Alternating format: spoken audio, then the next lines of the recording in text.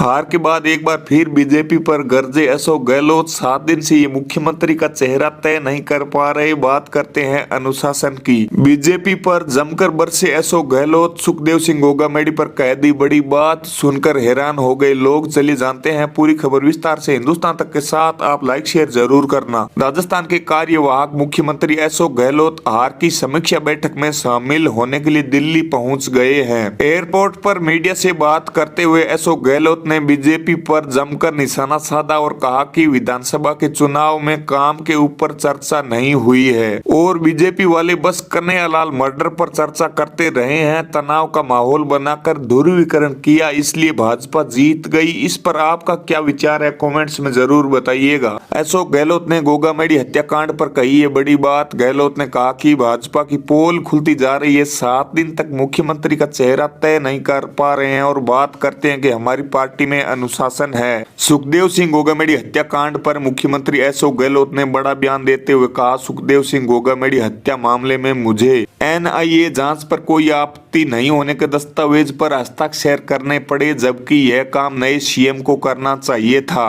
लेकिन लगभग हफ्ता भर हो गया है, बीजेपी एक सीएम चयन नहीं कर पाई है। मैं चाहता हूं कि वे इस पर जल्दी फैसला ले। अशोक गहलोत ने कहा, फाउल खेलकर चुनाव जीती है बीजेपी पर हमला करते हुए गहलोत ने कहा, 7 दिन हो गए लगभग, अभी तक अपना चेहरा घोषित नहीं कर पाए हैं और ये हम पर आरोप लगाते हैं कि इस पार्टी में बिखराव और इस पार्टी में अनुशासन नाम की कोई चीज नहीं है। इसको क्या कहेंगे आप? अगर हमारे 6 दिन लग जाते तो पता नहीं क्या क्या आरोप लगाते ये लोगों को भ्रमित करते हैं। आज 6 दिन हो गए हैं और ये 3 राज्यों में चेहरा घोषित नहीं कर पाए हैं। फाउल खेल कर चुनाव जीते हैं ये लोग। इन्होंने राज्य के मुद्दे उठाए नहीं और इस प्रकार से धार्मिक मुद्दे उठाए, जिसमें 3 तलाक लेकर आए, 370 भी लेकर आए, कन्हैयालाल का मर्डर भी लेकर आ गए। झूठ फैला दिया कि मुसलमान को 50 लाख, हिंदू को 5 लाख दिए। झूठ बोलकर चुनाव जीत कर आए हैं ये लोग। अब इनकी पोल जनता के सामने खुलेगी। अशोक गहलोत के इन विचारों पर आपकी क्या राय है, थोड़ा कमेंट में जरूर बताइएगा आप। गहलोत ने कहा कि कन्हैयालाल का इश्यू नेशनल बना दिया, भड़काने वाले भाषण दिए, ध्रुवीकरण कर दिया। ये लोग लोकतंत्र की हत्या करने वाले लोग हैं, संविधान की धज्जियां उड़ा रहे हैं। ईडी इनकम टैक्स का गलत उपयोग हो रहा है। बहुत खतरनाक खेल चल रहा है। जनता आज नहीं तो कल जवाब देगी।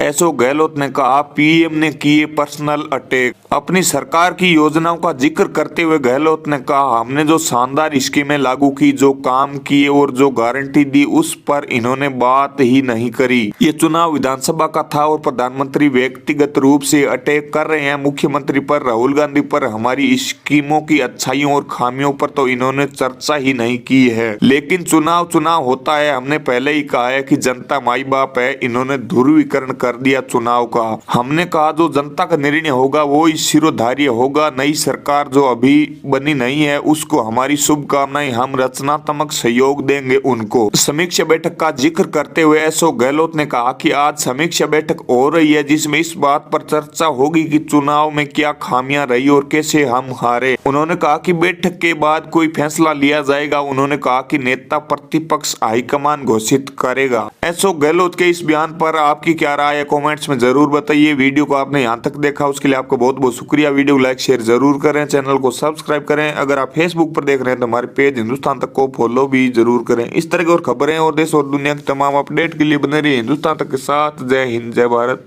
वंदे मातरम।